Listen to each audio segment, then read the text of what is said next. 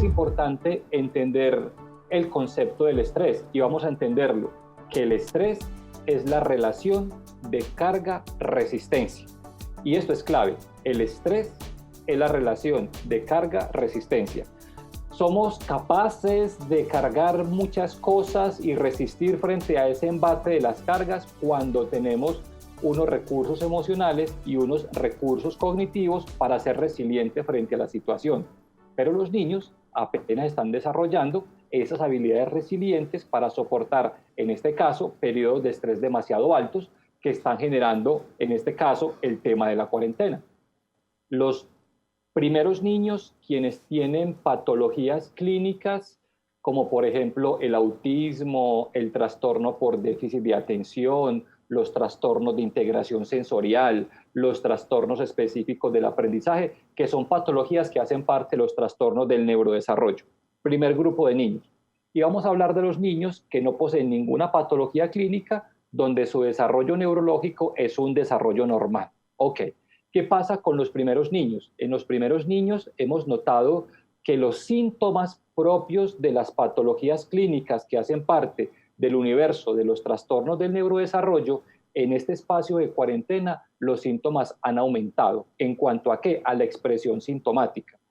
Niños que ya venían en tratamientos con sus especialistas, los especialistas vienen socializando que el encierro ha provocado que los síntomas que ya estaban más controlados, más trabajados o habían logrado mayor grado de adaptación en la conducta, los síntomas han vuelto a aparecer.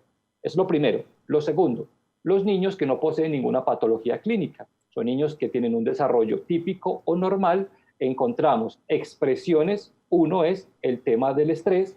El segundo tiene que ver con que la capacidad de afrontar de forma resiliente situaciones estresoras, como está bajito, hace que tengan menos tolerancia a la frustración. Son niños que están, algunos niños sufriendo episodios de ansiedad, algunos episodios de depresión, producto de ese encierro y de ese estrés. Y no solo viene pasando con los niños, sino también los mismos adultos, quienes viven las mismas situaciones por encierro frente a los trastornos anímicos. Esos trastornos anímicos los niños los ven y automáticamente hacen un reflejo de esa conducta que hacen los padres frente al desarrollo o el manejo emocional. Lo que ha venido pasando en el tema de la cuarentena y la salud mental es un tema que a nivel de psicología y neurociencias a nivel mundial se viene hablando muchísimo. ¿Y cuál es el futuro de nuestros niños después de la cuarentena? ¿Y cuáles van a ser los deterioros que se van a tener a nivel neurocognitivo? Porque sabemos que los niños en los contextos cotidianos, y vamos a hablar, los niños que salen normalmente como lo hacíamos antes de la cuarentena, esos espacios de socialización con los amigos, esos espacios de encuentro en la escuela, posibilitan el desarrollo de ciertas habilidades que no se van a lograr desarrollar de forma adecuada cuando están encerrados. La crianza tiene una sola función y es empoderar a nuestros hijos para la vida. Es la única función de la crianza. Para yo hacer eso de forma correcta, yo tengo que invertir tres elementos: motivación, tiempo y oportunidad de práctica. Motivación es mi deseo genuino que lo quiero hacer. Eso me apasiona hacerlo. Motivación, tiempo, que yo tengo que separar espacios de mi agenda para compartir con mis hijos y con mis hijas. Oportunidad de práctica es vivir experiencias significativas.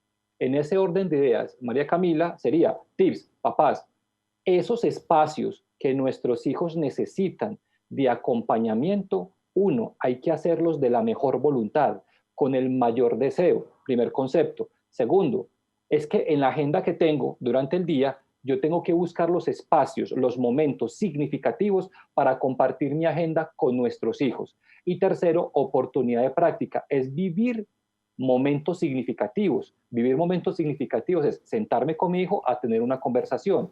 Momentos significativos es ver juntos una película. Momentos significativos es jugar esos juegos de mesa. Momentos significativos es sentarnos un rato a jugar de pronto un videojuego. Esos espacios significativos generan en esa triada de la motivación, tiempo y oportunidad de práctica algo llamado vínculo. Vínculo. Y los vínculos generan apego.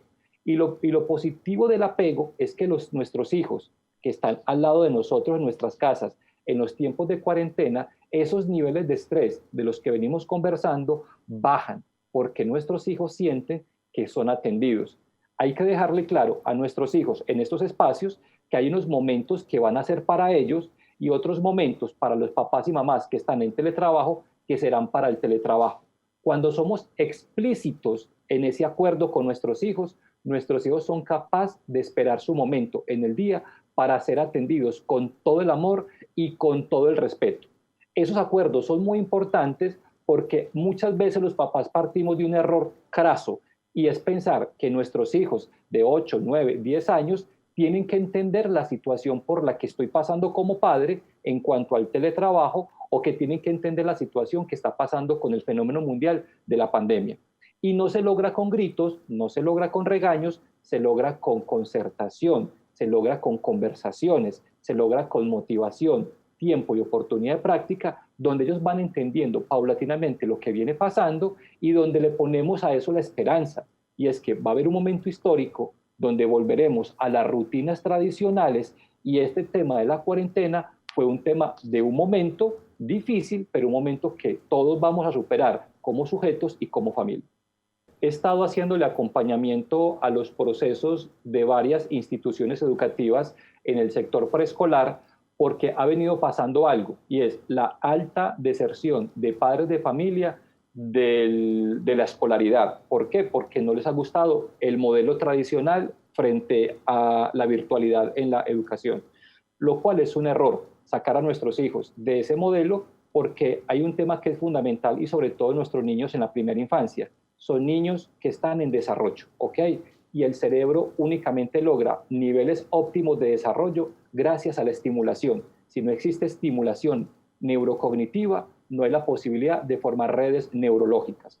Así sea la virtualidad, que es el tema que tenemos, es importante que esos acompañamientos se sigan dando, ya sea en la virtualidad. Número uno. Número dos, frente al tema de las exigencias. Somos un poco más exigentes ya cuando nuestros hijos pasan a la etapa de la primaria o a la secundaria. Eso que tú estás marcando de no ser tan exigente frente a lo bueno, a lo regular o a lo malo, es importante tenerlo en cuenta y ya muchos docentes están asumiendo ese concepto y es una flexibilidad en la exigencia, pero sí están pidiendo y hay una exigencia en cuanto al rendimiento académico, pero ya no esa exigencia que se tenía en la presencialidad. Y por parte de los papás, es importante entender que lo que se busca en la virtualidad es al menos potenciar lo que el currículo escolar propone y es el desarrollo de competencias. Y recordemos que el desarrollo de competencias es el desarrollo de habilidades. Si las habilidades no se las podemos desarrollar porque le eliminamos la virtualidad o porque en la virtualidad somos altamente flexibles, esas habilidades no se van a dar. Tiene que haber cierto grado de flexibilidad, pero también cierto grado de exigencia, no igual como lo hacíamos en el contexto presencial, pero tiene que estar presente si realmente queremos lograr ese desarrollo de competencias en nuestros niños y nuestras niñas. Cuando estamos estresados, hormonalmente nuestro cuerpo cambia. Niveles de adrenalina, de cortisol aumentan. En un cerebro en desarrollo, eso es perjudicial porque esos altos niveles en sangre, por ejemplo, de cortisol, se ha demostrado que dificultan las conexiones neuronales. Eso significa que la sinapsis se haga de forma correcta. Recordemos que la sinapsis nos permite el intercambio de información a nivel neurológico. La conexión sináptica posibilita el desarrollo de la neuroplasticidad, la capacidad del cerebro de adaptarse a los cambios. Cuando hay altos niveles de estrés, la capacidad de desarrollo sináptico es bajita y por tanto la capacidad neuroplástica también, lo que conlleva a que los procesos de neurodesarrollo se ralenticen. Esto significa que el desarrollo se haga un poco más lento. Es lo primero. Y lo segundo, frente a las recompensas. Las recompensas, eso depende de la metodología que se esté usando adrede en un ejercicio de crianza. Les pongo un ejemplo. Cuando los papás usamos economía de fichas, que es una técnica para tener modelamiento conductual y nuestros hijos puedan acceder a conductas más apropiadas y yo como padre aplico esa técnica de forma correcta y yo decido que al final de la semana la suma de caras felices se va a recompensar con algo físico, es positivo, pero debe estar planeado. Lo que no es conveniente es que nuestros hijos estén esperando siempre una gratificación física por una conducta apropiada. Las conductas apropiadas tienen que desarrollarse a partir de la percepción del niño que esa conducta es la correcta para su desarrollo, porque las conductas apropiadas deben permitirle la adaptación ¿a qué? A las demandas del contexto. Y existen recompensas simbólicas, la recompensa del está bien hecho, la recompensa del abrazo, la recompensa del beso, la recompensa vamos a leer esta noche un buen cuento, la recompensa sentémonos a ver una película. Esas recompensas simbólicas son mucho más importantes que inclusive esas recompensas físicas como el confite, la chupeta, el dulce, la paleta, el helado, etc.